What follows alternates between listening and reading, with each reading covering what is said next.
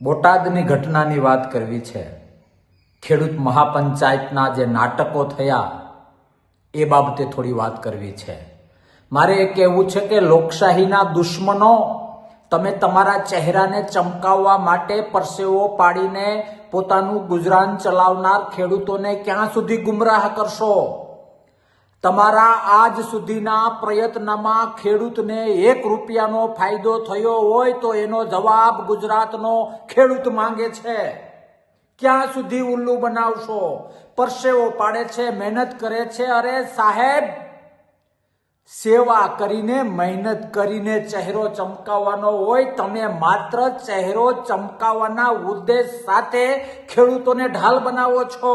શાબાશ, એ પોલીસને પકડીને ઢીબી નાખો. આવું ન હોય, આવી નેતાગીરી ન હોય. એ ખરાબ કહેવાથી બી સારો નથી થઈ જતો. એને ખરાબ કેવો હોય તો પેલા બી કેટલો સારો છે એ બતાવવું પડે. પંજાબમાં તમે શું કર્યું? દિલ્હીમાં તમે શું કર્યું? અહીંયા તમારા રોટલા શેકવા માટે તમે ખેડૂતોને હાથો બનાવો છો. પરમિશન ના મળે તો જ્યાંથી પરમિશન મળતી હોય ત્યાં સામે ભૂખ હડતાલ ઉપર બેસી જવું પડે. પરમિશન લેવી પડે અને પછી હજારો અને લાખોની સંખ્યામાં લોકો ભેગા કરો અને તમારા રોટલા શેકો. એમાં એક પણ ખેડૂતને વાંધો નથી. આવું ન હોય. ખેડૂતની વેદના, ખેડૂતનું દર્દ, એને જો તમારે તમારો ચહેરો બનાવવો હોય તો તમે દેશદ્રોહી છો, તમે ખેડૂત વિરોધી છો.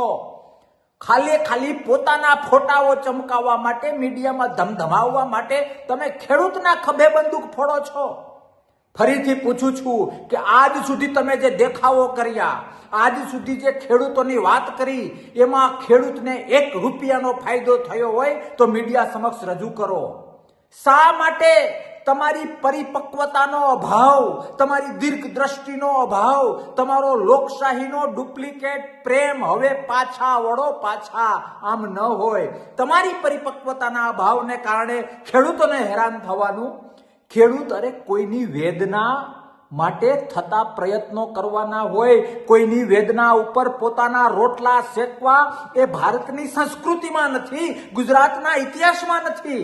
તમે તમારા રોટલા શેકવા માટે, તમારું રાજકારણ કરવા માટે રાત દિવસ મહેનત કરનારો, કુદરત તરફથી ક્યાંક ને ક્યાંક નુકસાન થાય, સરકારો તરફથી ક્યાંક ને ક્યાંક નુકસાન થાય, એ બધામાં તમે તમારા રોટલા જોવો છો, એમાં તમારા સ્વાર્થને તમે જોવો છો અને વાત ખેડૂત પ્રેમની વાત કરો છો. આવો હોય ખેડૂત પ્રેમ? પાછા વળો, પાછા.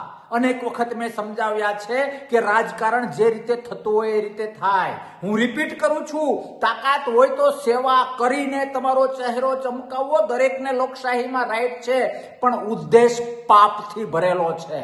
તમારા ચહેરા ચમકાવવા માટે તમે કિસાનને, ખેડૂતને આગળ કરો છો, એના વહા ખોખરા થઈ જાય એ રીતના પ્રયત્ન કરો છો અને સંકટ સમયે ઊભી પૂછડીએ તમે ભાગી જાવ છો અને અમે મળદના દીકરા, અમે આ, અમે તે, અમે લોકશાહીના રક્ષક. શરમ આવવી જોઈએ, શરમ.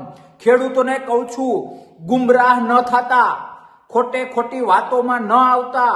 જો તમારે એ પ્રશ્ન હલ કરવો હોય તો બેસી જાઓ કૃષિ મંત્રીની ઘરની સામે, સચિવાલયની સામે, મંજૂરી મેળવો. મંજૂરી ન મળે તો ત્યાં ભૂખ હડતાલ કરો.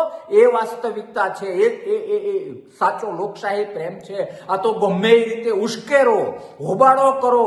આપણો ચહેરો ચમકવો જોઈએ. ખેડૂત ગયો મય, ખેડૂતની વેદના ગઈ મય. આમ ન હોય.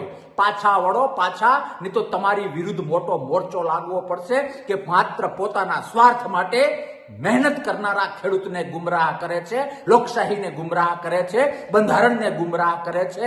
અને ફરીથી પોલીસનો આભાર માનું છું કે આવા માત્ર પોતાના ચહેરા ચમકાવવા માટે નિર્દોષ અને મહેનતુ માણસને જો કોઈ હાથો બનાવતો હોય ને તો એના ટાટિયા તોડી નાખજો, ટાટિયા.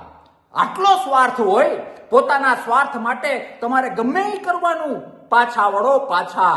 હું વ્યક્તિગત કહું છું કે આજ પછી ક્યારે પોતાના સ્વાર્થ માટે મહેનત કરનાર કોઈ પણ વ્યક્તિ, પછી એ ખેડૂત હોય કે કોઈ પણ હોય, એને જો કોઈએ હાથો બનાવ્યો ને તો વ્યક્તિગત હું સામે ઉતરીશ. લડો, આંદોલન કરો, પણ બંધારણના અંડરમાં લઈને કરો. કમસે કમ તમારી મૂર્ખામીને લીધે ખેડૂત હેરાન ના થાય. કમસે કમ તમારી નેગેટિવ મહત્વકાંક્ષાઓને લીધે ખેડૂતને ભાઠા ના પડે. શરમ આવવી જોઈએ, શરમ. નેતા એ છે જે ખેડૂતને પાછળ રાખે ને પોતે પેલા લાકડી ખાય. નેતા એ છે જે કરે એ ખુલ્લમ ખુલ્લા કરે. ગુંડાગીરીનો માર્ગ તમે અપનાવ્યો છે, ગુંડાગીરીનો માર્ગ. માફ નહીં કરે ભગવાન, માફ નહીં કરે ગુજરાતની જનતા.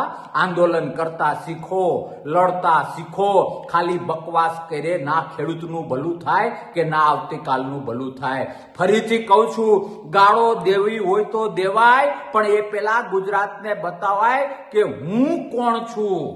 સામેવાળો ખરાબ, સામેવાળો માની લ્યો કે ઘડીક ખરાબ છે, પણ ગુજરાતની જનતા, ગુજરાતનો ખેડૂત પૂછે છે કે તમે કયા દૂધે ધોયેલા છો. એ જવાબ માગે છે ખેડૂત, એ જવાબ માગે છે ગુજરાતી, એક એક ગુજરાતી. હાલી હું નીકળ્યા છો. આમ ન હોય, દુઃખ પણ થાય છે. ફરીથી રિપીટ કરું છું, પાછા વળો, નહીં તો બંધારણની જોગવાઈ પ્રમાણે ગાંધી ચિંધ્યા માર્ગે, ભલે તમે તો ગાંધીને 1, 2, 3 કરીને અપમાન કર્યું છે, પણ ગાંધી ચિંધ્યા માર્ગે સીધા કરવા માટે મજબૂર ન કરો.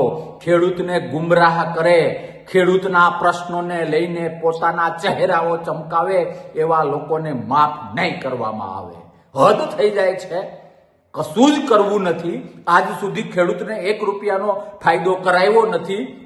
બસ ભેગા થાવ, અમને સાંભળો, તાલીઓ પાડો, તમારા પ્રશ્નની 1, 2, 3 જે થવાનું હોય થાય. અમારી વાહ થવી જોઈએ, અમારા સંગઠનની વાહ થવી જોઈએ. હું ગુજરાતીઓ અને ખેડૂતોને મૂર્ખ માનો છો? પાછા વળો, પાછા. નહીં તો ખેડૂત જ્યારે ફરશે ને ગોતીને આગળ મારે નથી કેવું, તમે સમજી જજો. જય કિસાન.